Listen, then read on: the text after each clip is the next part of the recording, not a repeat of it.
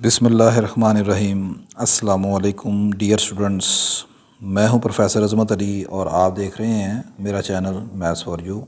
आपको real analysis 2 की class में वेलकम। जैसे कि आप लोग जानते हैं कि हमने रिमान स्टेलजिस इंटीग्रेबल फंक्शन की प्रॉपर्टीज़ के ऊपर डिस्कशन कंटिन्यू की हुई है। तो आज के लेक्चर में हम रिमान स्टेलजिस इंटीग्रेबल फंक्शन के हवाले से एक न्यू प्रॉपर्टी के ऊपर डिस्कशन करेंगे। प्रॉपर्टी की स्टेटमेंट कुछ इस तरह है, कहता है कि let F G belong to R alpha, यानी एफ़ और जी जो हैं वो रिमान स्टेलजिस इंटीग्रेबल फंक्शन है over the close interval A B. Further information ये है कि एफ़ जो है वो लेस देन इक्वल टू है जी से over the close interval A B. आपने शो करना है कि अगर एफ़ जी से स्मॉलर इक्वल है तो इसका इंटीग्रल भी स्मॉलर इक्वल होगा। तो यहाँ पर इसको प्रूफ करने के लिए मैं ऑलरेडी जो दो प्रॉपर्टीज़ प्रूफ कर चुका हूँ, ठीक है, उनका यहाँ पर रेफरेंस में इस्तेमाल करूँगा। और वो प्रॉपर्टीज़ क्या हैं? प्रॉपर्टीज़ कुछ इस तरह हैं। हेयर आपका एफ़ और जी जो है वो रिमान स्टेलजिस इंटीग्रेबल फंक्शन है। दिस इम्प्लाइज़, हम ये जानते हैं, ये प्रॉपर्टीज़ मैं पहले प्रूफ कर चुका हूँ कि इनका जो सम होगा एफ़ प्लस जी, ये भी रिमान स्टेलजिस इंटीग्रेबल फंक्शन होगा। और इसके साथ साथ एक चीज़ इजाफी ये भी है आल्सो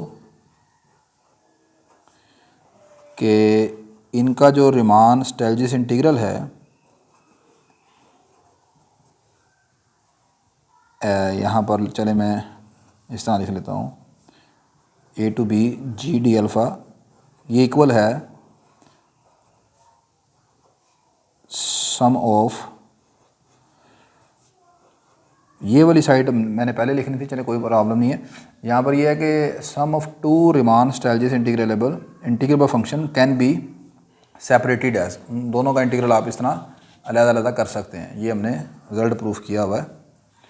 इसे यहाँ पर मैं क्वेश्चन नंबर 1 का नाम दे देता हूँ।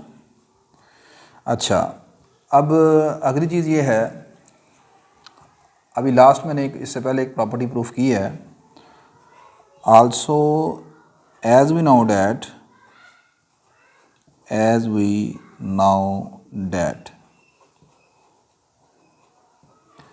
if अगर आपका f जो है वो रिमान स्टेलजिस इंटीग्रेबल फंक्शन हो एंड f आपका एक नॉन नेगेटिव फंक्शन हो over close interval A B, then इसका जो इस f का जो होगा इंटीग्रल आपके पास, वो भी नॉन नेगेटिव होगा।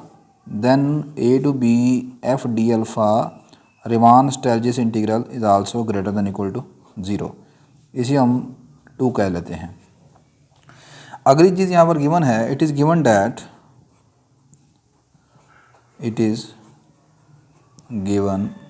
दैट कि आपका जो फंक्शन f है this is less than equal to g, ये बात गिवन है जी आपके पास।